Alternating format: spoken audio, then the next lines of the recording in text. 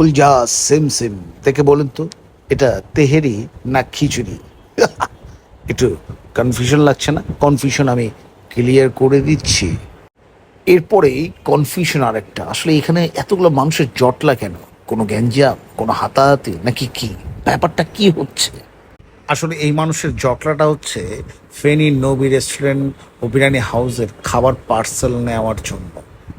এটা আসলে অত্যন্ত ফেমাস একটা রেস্টুরেন্ট। খেলাম ওখানে, প্রথমে যে দেখতে পেলেন ওটা ছিল আসলে খিচুড়ি, তেহারি ছিল না।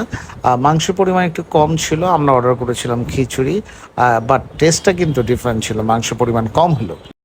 এরপরে চলে আসলো আমাদের জন্য কাবাব, চিকেন টিক্কা, সাথে ছিল টমেটোর একটা চাটনি, দুর্দান্ত ছিল। আমি পার্সোনালি কাবাবটা খেতে চেয়েছিলাম এবং সাথে ছিল লাচ্ছা পরাটা, পরোটাটা দুর্দান্ত ছিল, কাবাবটা খুব ভালো ছিল।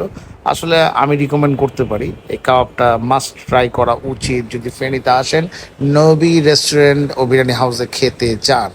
এরপরে ছিল মাছের কাবাব, এটা হচ্ছে সুরমা মাছ, এটার মাছের গ্রিল, এটাও কিন্তু চমৎকার ছিল, টেস্টি ছিল, পরোটার সাথে খুবই ভালো লাগছিল। নবী রেস্টুরেন্টের স্পেশাল ডিশ হচ্ছে এই দুধের পায়েস, তাও আবার ছিল গরম, মাছ ট্রাই।